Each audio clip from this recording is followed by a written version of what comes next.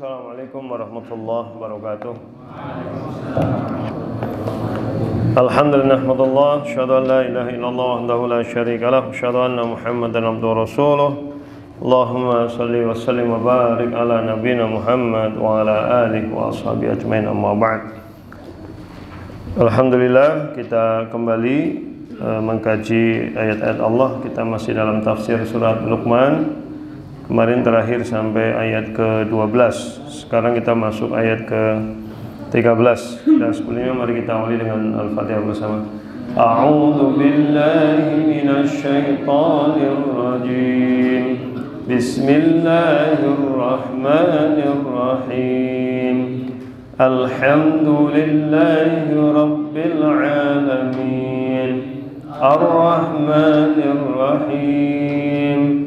مالك يوم الدين إياك نعبد وإياك نستعين اهدنا الصراط المستقيم صراط الذين أنعمت عليهم غير المغضوب عليهم ولا الضالين.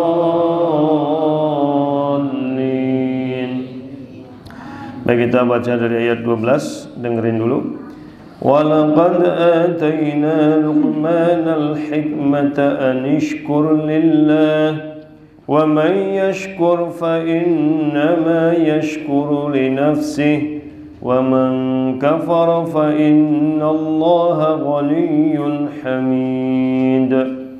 وإذ قال لقمان لابنه وهو يعظه يا بني لا تشرك بالله إن الشرك لظلم عظيم ووصينا الإنسان بوالديه حملته أمه وهنا على وهن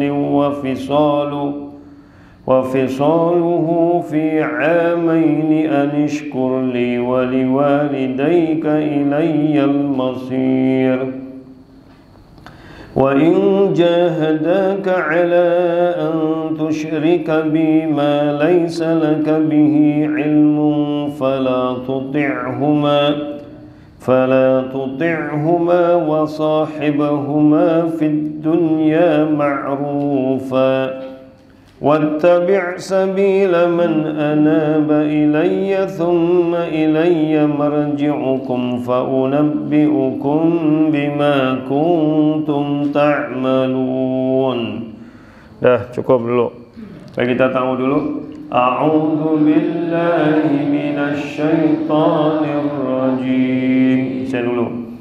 وَلَقَدْ آتَيْنَا لُقْمَانَ الْحِكْمَةَ أَنِ اشْكُرْ لِلَّهِ وَلَقَدْ آتَيْنَا لُقْمَانَ الْحِكْمَةَ أَنِ اشْكُرْ لِلَّهِ وَمَنْ يَشْكُرْ فَإِنَّمَا يَشْكُرُ لِنَفْسِهِ وَمَنْ يَشْكُرْ فَإِنَّمَا يَشْكُرُ لِنَفْسِهِ وَمَنْ كفر فإن الله غني حميد ومن كفر فإن الله غني حميد وإذ قال لقمان لابنه وهو يعظه يا بني لا تشرك بالله وإذ قال لقمان لابنه وهو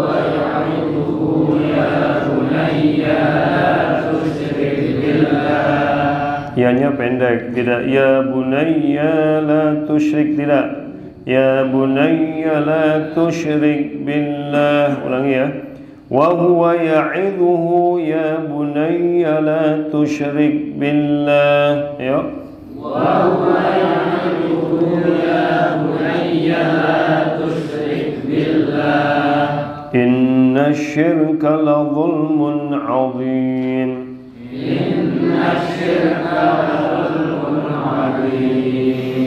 ووصينا الإنسان بوالديه حملته أمه وهنا على وهن وفصاله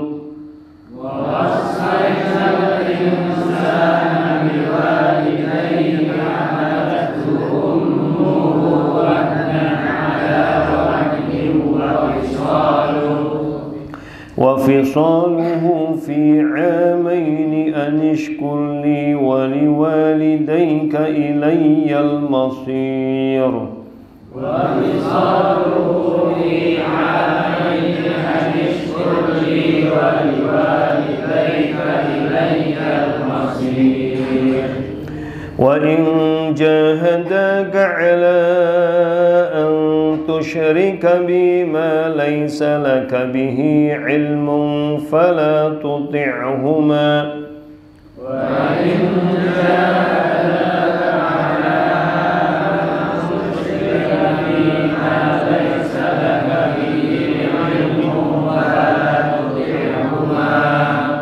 فلا تطعهما وصاحبهما في الدنيا معروفا فلا تطعهما وصاحبهما في الدنيا معروفا واتبع سبيل من أناب إلي ثم إلي مرجعكم فأنبئكم بما كنتم تعملون واتبع سبيل من أناب إلي ثم إلي مرجعكم فأنبئكم بما كنتم تعملون.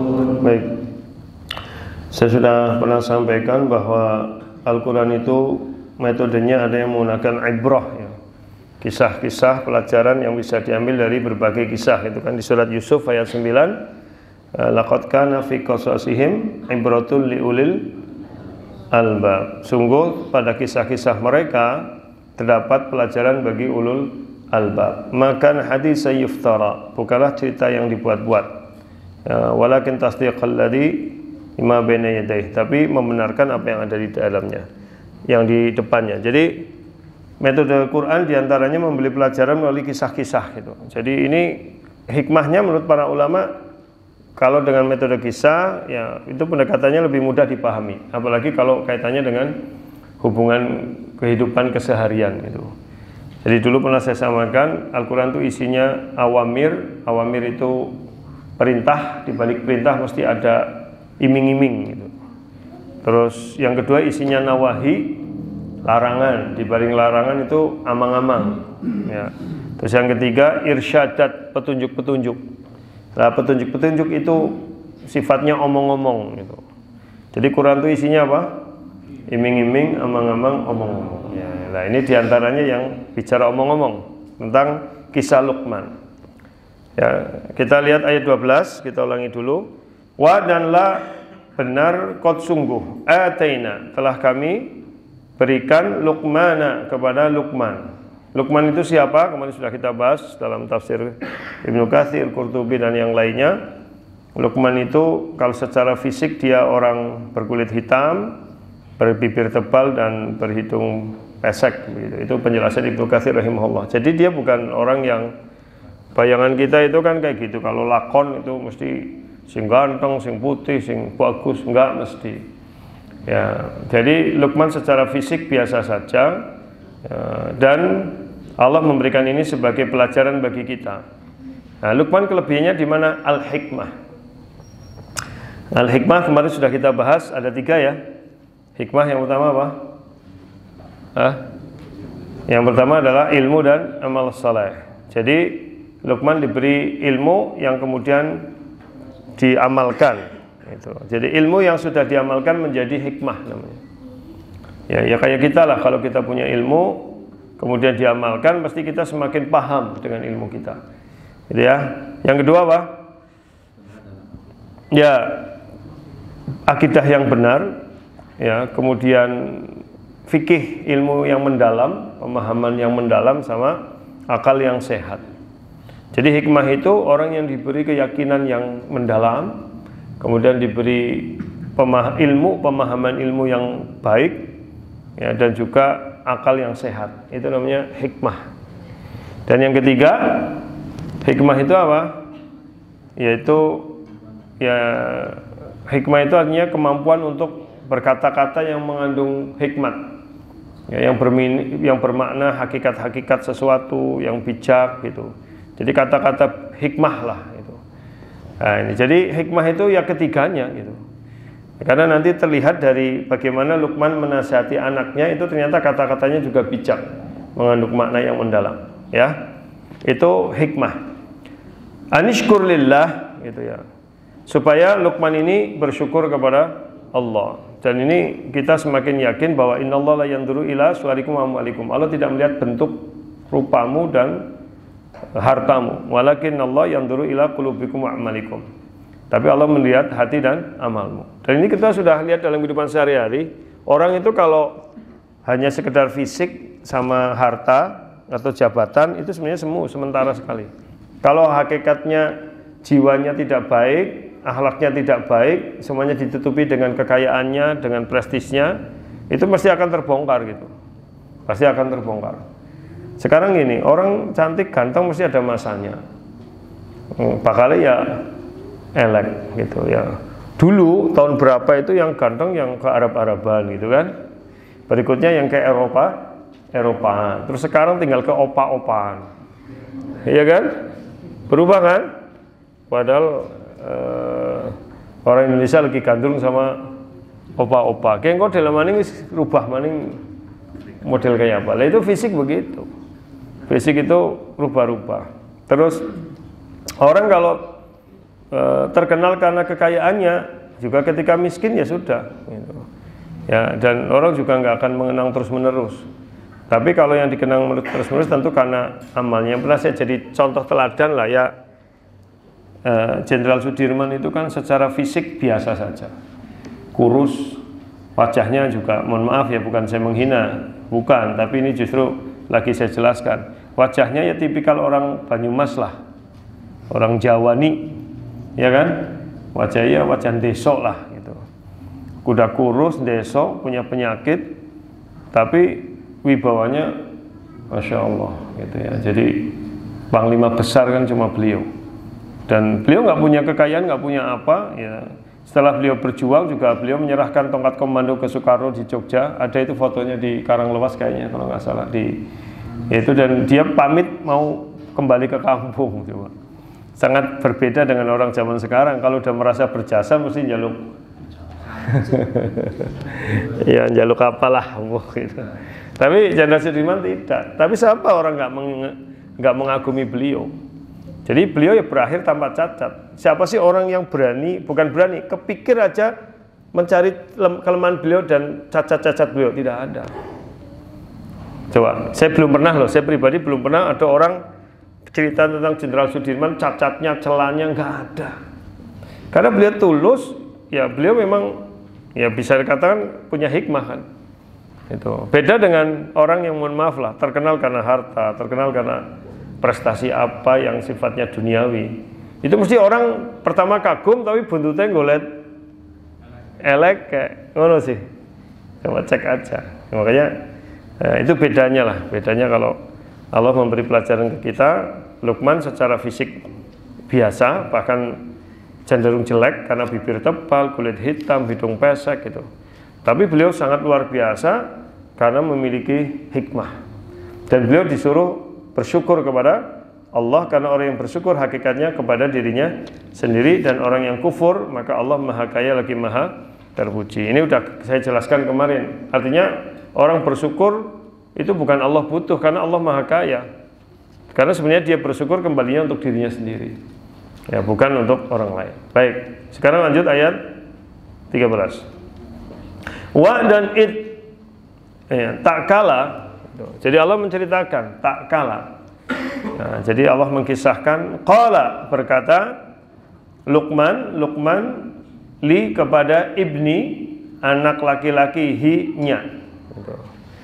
Jadi ini Allah sedang memberi pelajaran ke kita melalui kisah dialog antara orang tua dengan anak.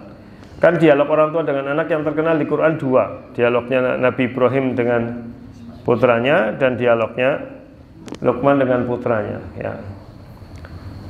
Kenapa? Nanti hikmahnya itu mendidik paling susah itu mendidik keluarga. Mendidik paling susah itu mendidik anak dan keluarga. Itu. Apalagi di zaman sekarang yang pendidikan anak cenderung diserahkan pasrah bongkokan maring sekolah. Gitu. Padahal ini ada pendidikan yang justru sangat mendasar yang harus dilakukan sejak kecil. Wa dan huwa dia Luqman itu ya'idhu memberi nasihat. Ya'idhu itu dari kata wa'adha ya'idhu ya mau'idhah. Mau'idhah itu apa? Pelajaran. Ya, biasanya orang mengatakan mau'idhah itu apa? Pelajaran. Nah, bedanya apa dengan nasihat? Kan ada nasihat, ada tausiah. Ya, kalau tausiah itu wasiat, ya nasihat yang menjadi wasiat, ya peninggalan. Sementara kalau nasihat ya nasihat. Kalau mau'idhah apa? Mau'idhah itu nasihat yang disertai dengan tarhib wa targhib. Disertai dengan targhib itu motivasi, wa tarhib dan punishment, ancaman. Itu dan ancaman itu. Jadi mau'idhah itu nasihat yang dibarengi dengan motivasi dan ya ancaman. Jadi kalau nasihat itu ya nasihat saja, tapi kalau mau'idhah ada motivasinya, ada ancamannya. Dan itu ternyata nasihat yang lebih membekas, yang membawa pelajaran bagi orang yang mendapatkannya. Ya wahai bunayya, anakku, ya. Jadi sebenarnya kalau anak itu bahasa Arabnya ibni, ya beni. Kalau orang Arab sekarang manggilnya ya beni, gitu ya. Tapi ini Luqman menggunakan kata apa? Bunayya. Bunayya itu berarti anak kecilku. Itu ke dalam bahasa Arab disebut tasghir. Tasghir itu menyebut sesuatu yang kecil gitu. Jadi kayak namanya Salman, tapi kadang orang tuanya memanggil Sulaiman gitu. Sulai itu berarti pengecilan, tasghir. Ya, jadi untuk menunjukkan kedekatan kasih sayang. Dan itu memang kadang kayak kita ini laki-laki terutama beda sama perempuan ya. Wong lanang itu kadang undang anaknya kurang lembut gitu. Ya, kalau dulu orang tua itu manggilnya nduk gitu ya. Nak, si kita, weh. Coba manggil anaknya apa? Pak Budi manggil anaknya apa? Mas Iki, dong cilik.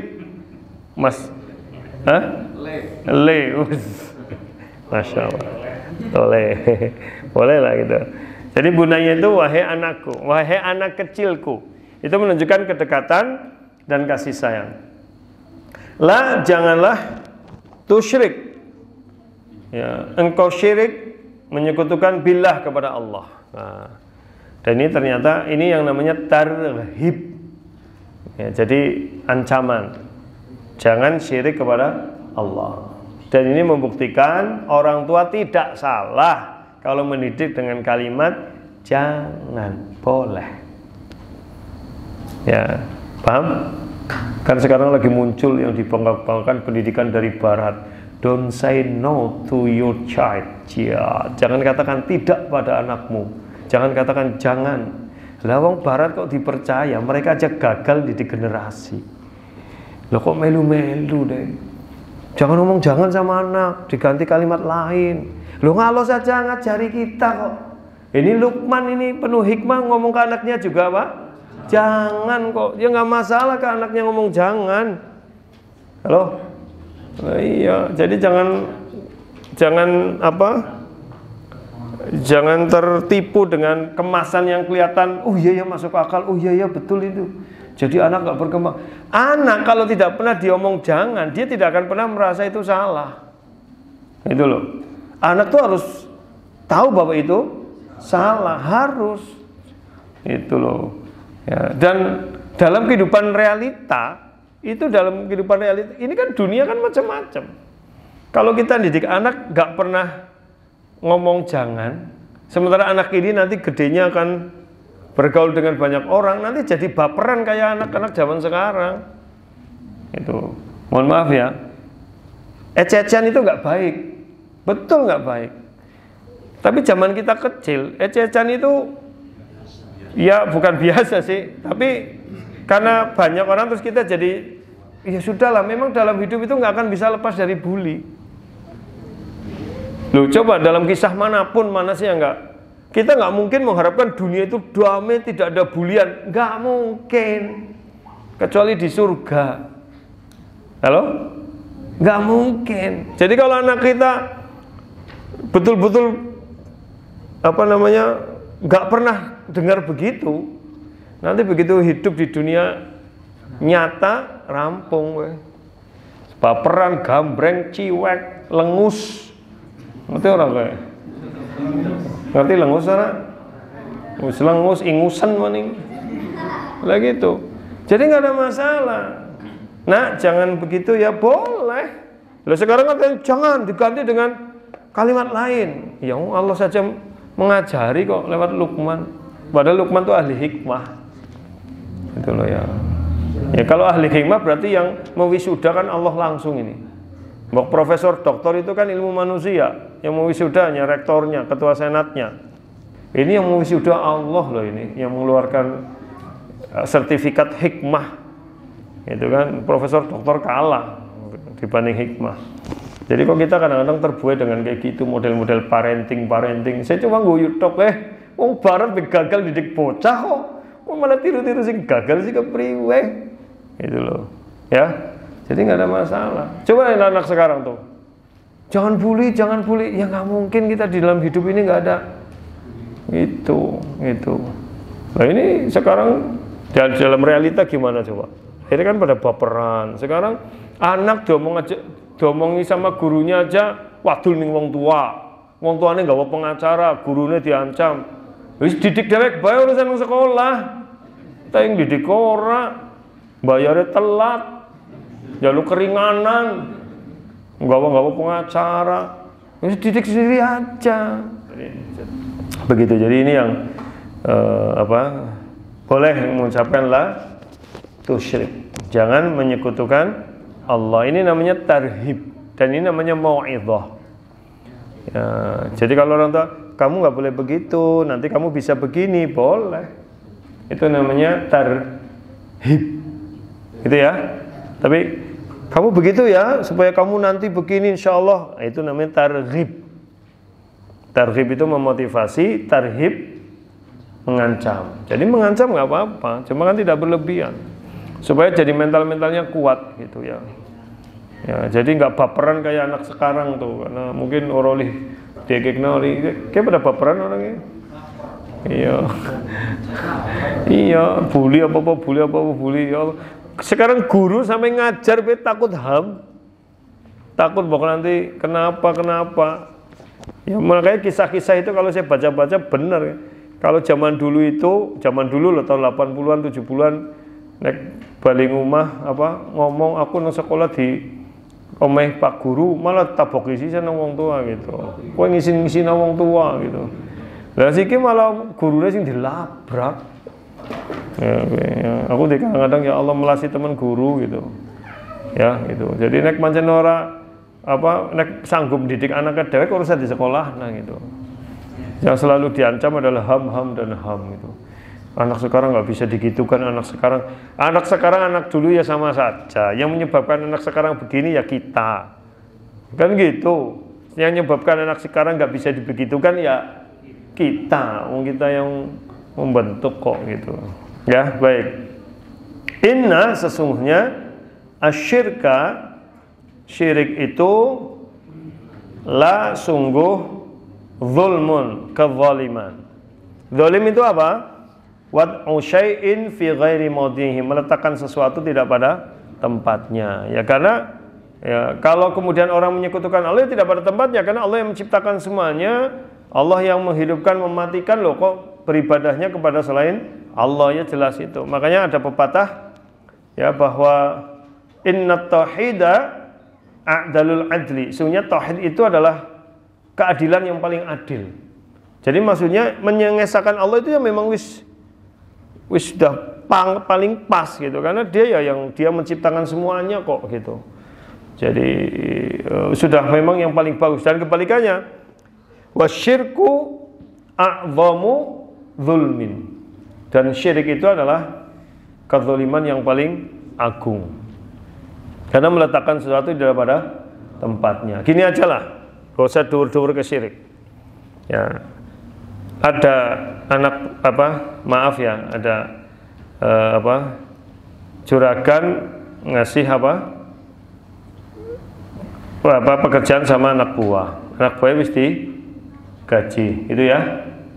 Nah terus anak buah wis dilatih pinter kie, barang wis pinter gawe dewek nang sebelah ya. Terus gawe dadi saingan nganti juragane kalah. Itu ya kurang ajar, mbok. Itu biasanya cok kayak gue. Ya, makanya apalagi kepada Allah yang menghidupkan kita, Allah memberi makan kita, Allah memberi ilmu, Allah. Barang wis pinter kok kemaki malah berani sama Allah, kan ya aneh lah. Aneh. Ya. Kedua, nanti kepada orang tua juga begitu. Ini kan pertama kepada Allah dulu, nanti berikutnya kepada orang tua. Ya, sekali lagi saya sampaikan, orang tua itu kan perjuangannya untuk anak jelas sangat berat, nanti saya sampaikan. Tapi kan tidak selevel dengan Allah, paham nggak? Karena kehidupan yang memberikan bukan orang tua kan? Bukan, ya kan? Ya, orang tua itu hanya ketitipan, membesarkan gitu toh. Tapi yang memberi kehidupan, memberi rizki, memberi semuanya kan Allah. Wong durhaka pada orang tua saja orang bener, apalagi ya begitu. Makanya urutannya begitu. Pertama kepada Allah dulu, baru setelah itu kepada orang tua. Ya. Jadi syirik itu apa? Kezaliman yang paling agung itu, karena meletakkan suatu tidak pada tempatnya. Jadi makanya dulu itu ada istilah begini. Ya, kalau kamu mau durhaka boleh, tapi jangan tinggal di bumi Allah gitu. Paham nggak? Ya, kalau kamu mau durhaka pada Allah silahkan, tapi jangan makan rizki dari Allah gitu.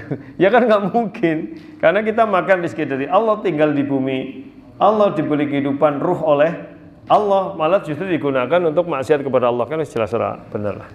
Baik, ya, berikutnya wa wassaynal insana, dan wassayna, kami wasiatkan al insana, kepada manusia. Ya, jadi Allah wasiatkan kepada manusia. Di sini dengan dipilih kalimat apa? Insan. Insan itu artinya makhluk yang berpikir, yang punya akal. Kalau makhluk fisiologis, biologis apa? Basyarun. Ya, jadi Allah menyebutkan tidak wa wassaynal basyara, tapi insan. Jadi karena yang bisa menerima wasiat nasihat itu ya insan sebagai makhluk berakal.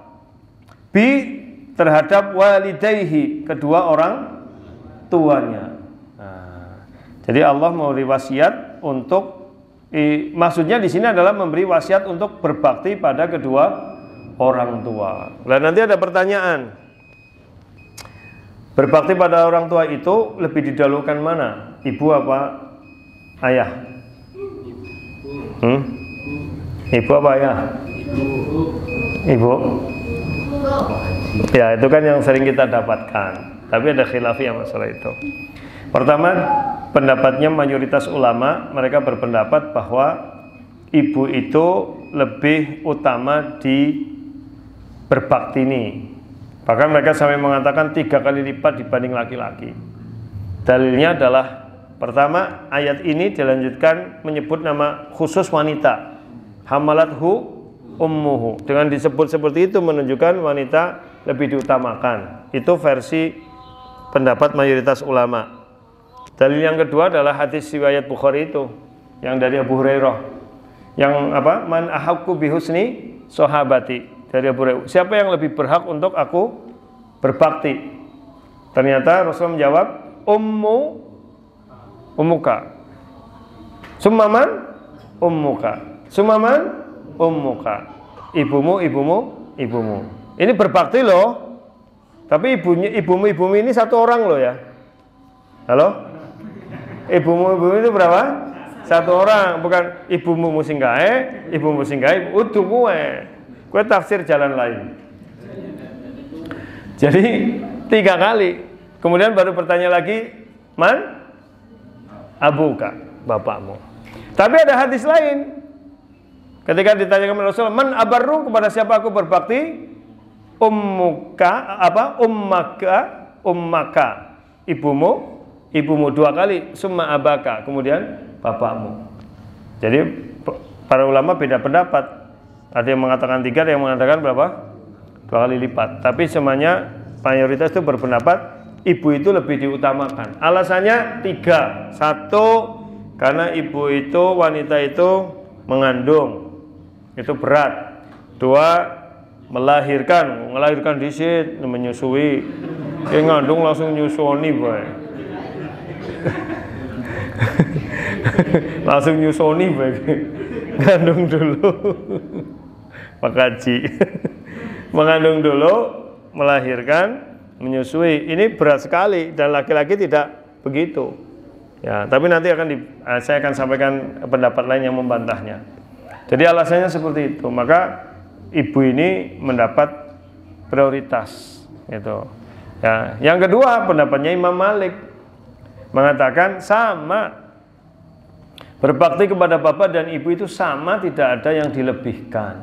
Lah hadis tadi gimana? Hadis tadi itu sebenarnya karena di zaman jahiliyah itu wanita itu diabaikan, wanita itu direndahkan.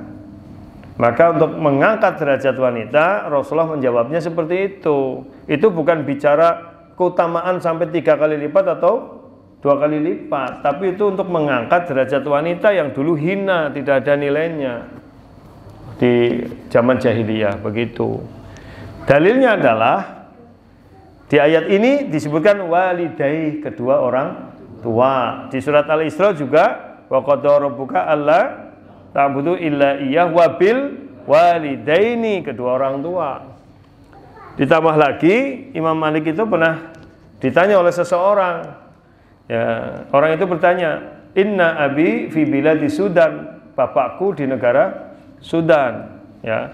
Waqad kataba ilayya aktumu alaih. Dia telah menulis surat kepadaku supaya aku menemuinya di Sudan. Fa inna ummi tamna'uni, tapi ibuku melarangku. Gimana ini wahai Imam? Bapakku nyurati nyongkon ngana, ibuku ora oleh. Apa? Imam Malik mengatakan, atik abaka wala ta'si ummak. Taati bapakmu tapi jangan durhaka pada ibumu. Paham nggak? Jawaban itu artinya kamu harus taat pada bapakmu tapi jangan durhaka pada ibumu. Berarti komunikasi gitu.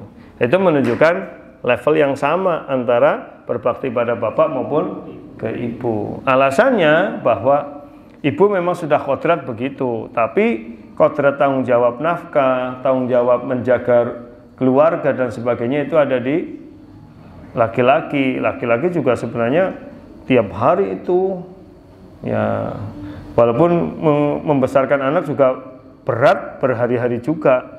Tapi tanggung jawab orang tua itu kan dari awal menikah sampai tanggung jawab bapak, maksudnya mencari nafkah kan luar biasa sebenarnya. Ya kecuali sing wong uripe wis kepenak-kepenak, sing ora kepenak-kepenak tuh susah mencari nafkah. Gitu ya. Makanya laki-laki itu kelihatan diam tapi diamnya itu sebenarnya penuh masalah. Laki-laki itu alasannya begitu. Jadi ada khilafiyah. Terus gimana kita? Ya prinsipnya semuanya diberbakteni, begitu aja. Semuanya apa? Ya, loh, tapi kalau ibu kayak gini, bapak kayak gini, manut sing di. Nah, anak yang baik kata Imam Malik tadi, bagaimana bisa mendamaikan kedua orang tua. Ibu karepe kiye, bapak karepe kuwe. Kowe karo melu ibune, bapake kesu, anake biunge pancen gitu. Karo melu ramane ngana melu ramane. Jadi, nah ini anak yang baik, taati bapakmu, jangan durhakai ibumu. Jadi bagaimana bisa mendamaikan kedua orang tua? Jadi taat kepada keduanya, begitu. Dan sebenarnya juga tidak baik kalau orang tua itu nanti pembahasan sendiri bagaimana mendidik anak. Walaupun itu berat, orang tua itu jangan sampai terlihat berbeda di hadapan anak. Ya, kalau berbeda di hadapan anak itu masalah. Ya kita semuanya mungkin pernah ngalami lah. Ora cocok karo bojone, mandan ngomong seru maring bojone, anake weruh, ya wis. Jelas ibu itu pasti hancur hatinya dan merasa direndahkan di hadapan anak gitu. Kadang-kadang begitu. Anak tadi ngerti, oh kayak kue. Jadi ibu bisa kehilangan wibawa karena omelan bapaknya. Kebalikannya, pas bapaknya ngomongi anak, ibune ngeyel nang ngarepe anake. Jadi anaknya ngerti kue carane ngeyel maring raman. Jadi pada orang bener itu. Ya, jadi begitu ya. Jadi kembali ke tadi, hamalathu, telah mengandungnya ummuhu, ibunya, wahnan ala wahnin, lemah di atas lemah. Ini ada 3 penafsiran para ulama. Kesimpulannya yang pertama, ini secara umum disimpulkan 3 ya. Yang disebut lemah di atas lemah itu apa? Wanita secara kodrat lemah, ditambah lagi ketika hamil tambah lemah. Paham ya? Itu. Yang kedua, kata para ulama adalah wanita itu ketika hamil lemah, nanti berikutnya apa? Melahirkan tambah lemah, melahirkan jahitannya urung garing ya sih, nyusoni nyapih sampai 2 tahun tambah lemah lagi gitu. Jadi yang pertama apa tadi? Wanita dasarnya lemah, kemudian dengan apa? Ya, dengan hamil menjadi lemah, itu kan? Yang kedua, ya hamil sudah lemah, melahirkan lemah, menyusuni maning tambah lemah, jadi lemah yang bertumpuk-tumpuk. Pendapat yang ketiga itu hampir sama dengan pendapat yang kedua sebenarnya, bahwa wanita itu akan semakin lemah dengan keadaan-keadaan ketika selama dalam mengandung gitu. Jadi tambah hari itu karena tambah berat, ya kan? Jadi mengandung itu sampai 9 bulan itu bukan tambah enteng Pak, tapi tambah abot, dan nanti begitu wis ngelahirnya wis blong kosong, tapi melahirkannya aja sakit gitu. Yang menurut para ahli hanya wanita yang sanggup menahan sakit melahirkan. Ya, jadi kalau laki-laki itu nggak akan sanggup itu kalau menahankan. Makanya wanita itu diciptakan lebih, ya bukan kuat, lebih wulet, lebih apa? Lebih wulet gitu. Jadi lebih apa? Lebih kokoh.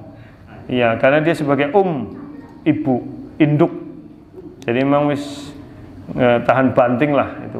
Wanita, makanya di mana-mana, mohon maaf nih ya, kita laki-laki ya. Kalau seorang wanita janda sejak muda membesarkan anak tekan sukses bisa loh Pak. Walaupun dia tidak menikah lagi. Tapi wong lanang gue berat. Jarang wong lanang sing tidak menikah sampai tua demi membesarkan anak, langka. Sing ana yang golek kanca. Halo? Jarang gitu. Jarang enggak ada gitu. Kalau wanita itu bisa. Ya, kalau dia sudah menjanda punya anak, pokoknya yang kerja nggak anak apa-apa, nggak anak wis ora itu. Kadang-kadang harus nganti orang mikir bojo maning. Dan nek wong lanang ya jarang lah, ya sekalipun ada tapi sangat jarang. Itu rata-rata ya wong hurung mati be kadang sok mandang ngelik. Halo? Halo? Begitu ya. Baik. Terus wa fisaluhu fi amain, dan fisaluhu menyapihnya fi amain selama 2 tahun. Nah ini yang kebenaran Al-Quran yang dulu ditertawakan. Jadi orang modern, wanita kok nyusoni. Makanya kemudian pada disusoni sapi. Alhamdulillah sikis pada sadar. Maka sekarang ada istilah ASI eksklusif sampai 2 tahun. Dulu kan enggak. Orang sing nyusoni kan merubah badan, merubah bentuk. Bahkan sekarang itu pada nyusoni, justru dengan disusoni itu malah badan cepat kembali. Gitu. Jadi kebenaran Al-Quran terungkap lah. Dulu kita orang Islam dianggap kolot karena menyusoni anak sampai 2 tahun. Sekarang malah udah jadi kebijakan pemerintah kan, bahwa ada istilah ASI eksklusif. Biar itu lahir bagus dimpani gedang Ambon ya, diceceli Bang Ambon. Ini mulanya penyakit orang Indonesia tipes. Iya, pengen gitu, gampang, lambungnya rata-rata rusak orang Indonesia itu. Iya, tajin. Iya, yang akhirnya saya sering ngeledek itu. Kalau kecil tuh ya harusnya susu ibu, karena ternyata jangankan susu, Ini penelitian loh ya, saya baca belum lama kemarin. Daging binatang yang kita makan itu bisa mempengaruhi sifat-sifat genetik hewan yang kita makan. Makanya kenapa kita nggak boleh makan babi? Babi itu punya sifat yang nggak baik, itu loh. Jadi sifat dari hewan itu bisa mempengaruhi orang yang makan. Makanya orang kalau cenderung makan daging itu lebih parah dibanding orang yang vegetarian. Apalagi orang yang dari kecil besar dari susu sapi. Allah menciptakan susu sapi untuk anak sapi dan susu ibu untuk anak ibu. Lah anak ibu nyusu sapi. Dela-dela jeduk nyuduk. Tomongi kayak lengup. Takoni kon ngaji ngantukan gitu kan. Apa mending sapi bule kayak keton malah ngobe ya. Tuh ya gitu. Baik.